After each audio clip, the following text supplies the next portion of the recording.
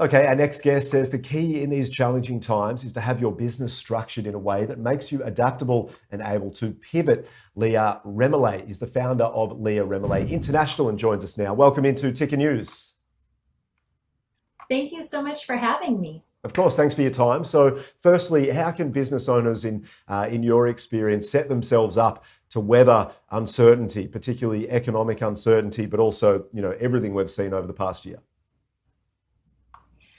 Entrepreneurship has always been a bit of an uncertain path, but I think we really realized this year and started to see that we can't always anticipate what's coming. I don't think any of us could have imagined this global pandemic that would shut down weddings and it would shut down businesses and it would shut down education and cancel these things. And it really helps open our eyes to seeing that we need to be in a position where we can pivot and we can adjust as necessary. And this is about having the systems in place and being ready so that you can be creative and make those changes when they're coming, whether it's because of the pandemic or just the natural parts of business that come to us. So when everything was cancelled and people couldn't be in each other's company, which is, how a lot of business is done, person to person in many ways, at least before the last 12 months, how can you continue to build revenue when something like that's so significant for businesses changes? Absolutely, because if you're not making revenue, you're not in business, right? So we needed to solve that problem. This is about getting back to why each entrepreneur started a business, and it was to serve. It was absolutely to serve and solve a problem. So each business got in to serve and solve one problem. When this all happened, and come what may in the future, be ready to still solve your customers' problems, but just look for what the new problem is.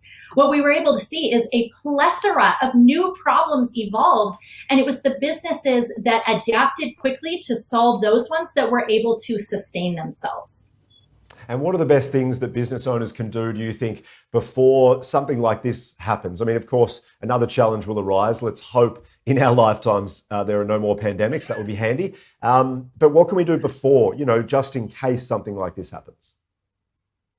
Absolutely. I'm rooting for that scenario as well. But just in case, and because naturally things happen in business, there are two things that I really think make the difference for being able to weather anything, whatever it is that comes, and that is systems and savings. Systems is about getting organized so that you're no longer reactive.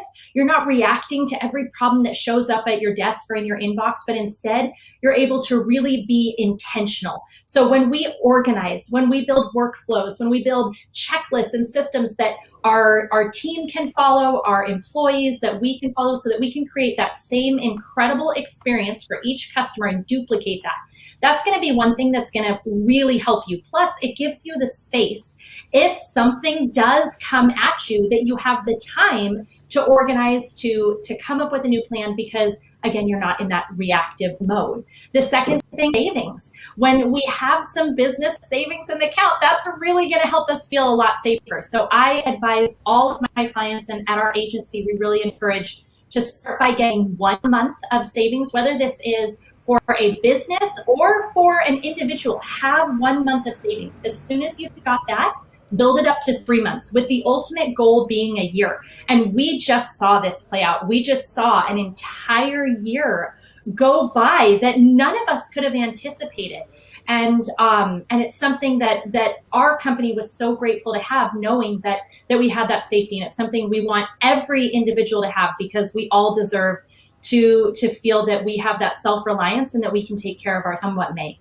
Yeah, that makes a lot of sense. And just to finish, if you were speaking to a business person, entrepreneur out there at the moment, what would be your key points of advice at the moment? It can be quite broad. You've touched on quite a few there already, but maybe 2 or 3 just key points to take away in these times for the rest of this year. What would you sort of say to them?